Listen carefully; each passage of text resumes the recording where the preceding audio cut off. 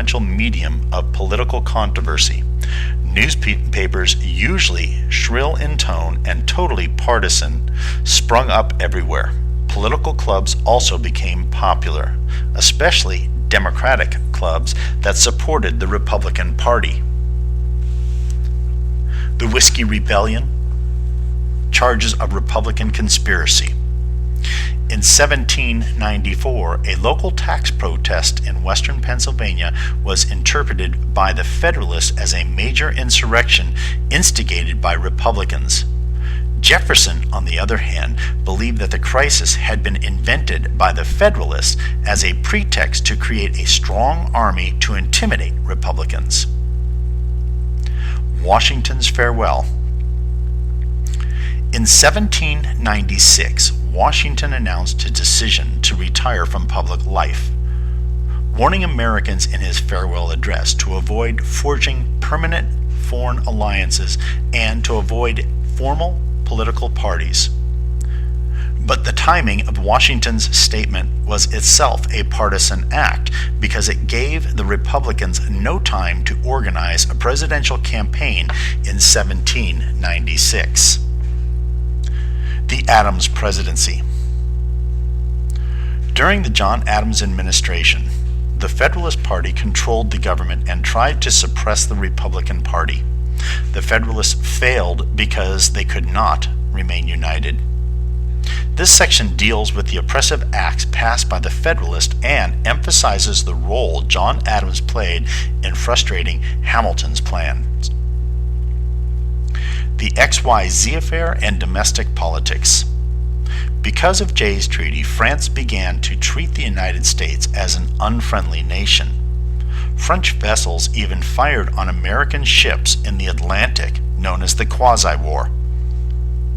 When Adams sent ambassadors to France, the French government demanded a bribe before negotiations could even begin, known as the XYZ affair. Americans were outraged, and Federalists attempted to use anti-French settlements to crush the Republicans. Crushing political dissent. The extreme Federalists began to build up the army, even though there was no prospect of a French invasion. The Federalists intended to use the army to stifle international opposition.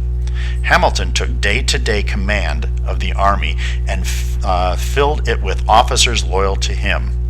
All Hamilton needed was a declaration of war against France, but Adams refused to ask for one. Silencing political opposition, the Alien Sedition Acts. Congress could not declare war, but it did pass a series of acts designed to persecute the Republicans. The Alien Enemies Act and the Alien Act gave the president power to expel any foreigners. The Naturalization Act required immigrants to reside in the United States for 14 years before becoming eligible for citizenship.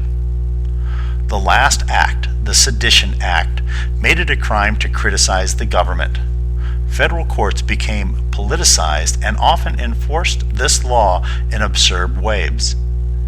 Republicans were convinced that free government was on the brink of extinction. Kentucky and Virginia resolutions. Jefferson and Madison responded to the Alien and Sedition Acts with the Virginia and Kentucky Resolutions, 1798.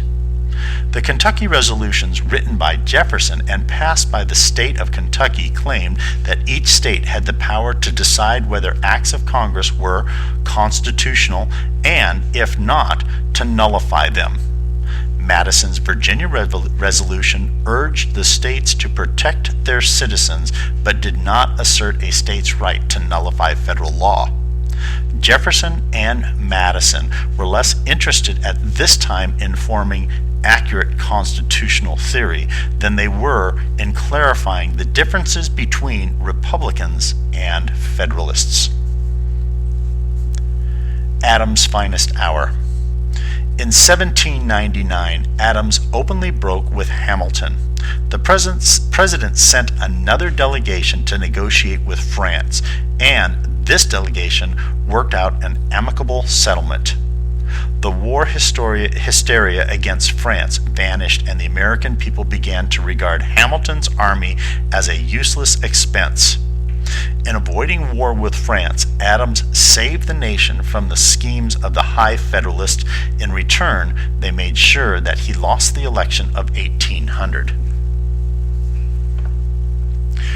The Peaceful Revolution, the election of 1800. The Federalists lost the election of 1800 because they were internally divided and generally unpopular. The Republicans won easily, and the new president, Thomas Jefferson, tried to unite the nation by stressing in his inaugural address the Republican values shared by members of each party. The election of 1800 is one of the most important in our history because the transfer of power from Federalist to Republican was achieved peacefully, but the nation had come dangerously close to suffering the chaos of an ideological civil war.